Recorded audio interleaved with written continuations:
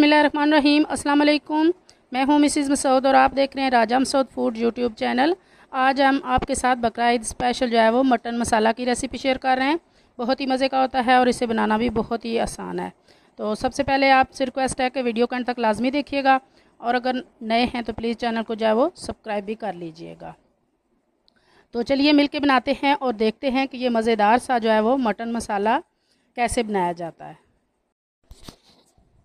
यहाँ हम सबसे पहले कुकर में जो है वो अपना गोश्त डाल लेंगे। ये मटन है, इसमें रफली प्याज भी डाल देंगे। इसके साथ ही हम लहसुन साबुत रफली काट के टमाटर डालेंगे, नमक डालेंगे, सुरख मिर्च पाउडर डालेंगे, हल्दी पाउडर डालेंगे, थोड़ा सा साबुत ज़ीरा, 3 अदद लौंग, काली मिर्च, सब्ज़ इलायची वो काली इलायची थी, काली मिर्च साबुत, दारचीनी और तेज़पात। अब इसमें 1 गिलास पानी डालेंगे। बॉयल आने का इंतज़ार करेंगे। बॉयल आ चुका है। कुकर की लीड बंद करेंगे और इसे 10 से 15 मिनट के लिए जो है, तकरीबन मैं 10 मिनट के लिए मटन को रखती हूँ। तो यहाँ पे हमारा प्रेशर का टाइम पूरा हो चुका है। तो यहाँ पे चमचा चलाकर अच्छी तरह हम मसालों को मिक्स करेंगे, क्योंकि तंग होता है कुकर, तो चमचा चलाने से अच्छी तरह हमारे प्याज और टमाटर वगैरह जो है वो मैश हो जाते हैं। तो पानी अभी भी मौजूद है हमारे गोश्त में, तो इसको दूसरे पैन में ट्रांसफ़र कर लेंगे और तेज़ आंच पे इसे इस वक्त पकाएंगे ताकि इसका पानी जो है वो खुश्क होना शुरू हो जाए। पानी को ड्राई करना है हमने यहाँ पे। अब देख सकते हैं काफ़ी हद तक पानी जो है वो ड्राई हो चुका है।